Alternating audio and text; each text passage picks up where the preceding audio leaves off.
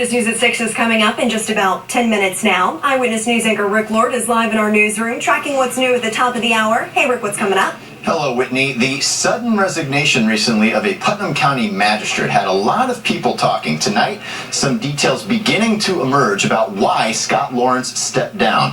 And in a bit of a bizarre twist, you will be alarmed at exactly who is now hoping to take his spot. It's a story from Eyewitness News reporter Leslie Rubin, and you'll see it on Eyewitness News at 6 in just about 10 minutes.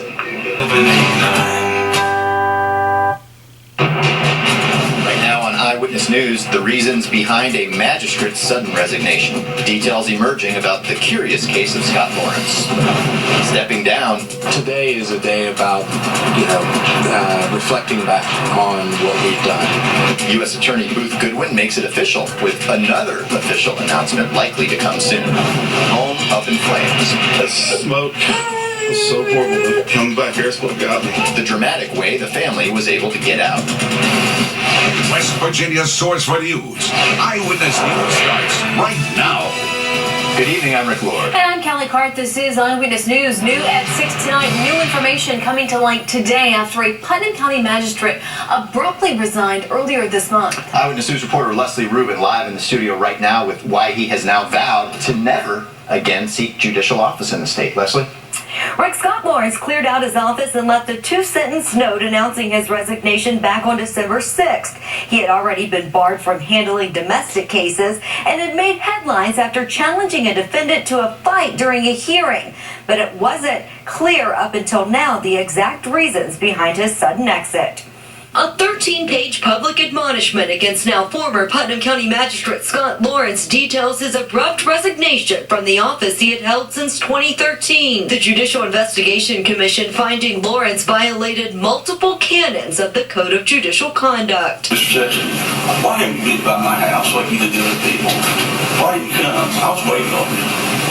Why didn't you come? That's Lawrence challenging Troy Sexton to a fight during a July hearing after Sexton was charged for illegal window tint and not wearing a seatbelt. The hearing was recorded by Sexton and posted to YouTube, leading to an investigation by the JIC. The commission writing that Lawrence's handling of the case was, quote, a travesty of justice and a blueprint for how not to try a case in magistrate court. From playing the role of prosecutor to losing his temper, not following proper procedure, and holding Sexton in contempt for saying oink oink to a state trooper without giving him the opportunity to be heard, the commission decided that Lawrence sent a message in his courtroom that equal justice only applies to some. They got it 100% right. They saw that there was a guy that admittedly stacked the courtroom, and they were factual with it, and I have no complaints. The commission says it will not take any further action since Lawrence resigned, but now the controversial Sexton has plans of his own. I decided to make a run for magistrate in Putnam County in 2016. Sexton filed his pre-candidacy papers last week. He has a lengthy criminal history but no felony convictions. He served jail time for domestic battery against 2 of his sons at football practice. He's also been charged with DUI and jailed in Cincinnati after being accused of trespassing and making threats at a Reds game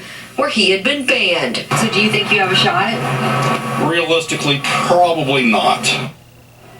Lawrence could not be reached for comment. If he does file an objection to the admonishment, the Judicial Investigation Committee says it will file formal charges with the Supreme Court of Appeals. Reporting live in the studio, Leslie Rubin, Eyewitness News.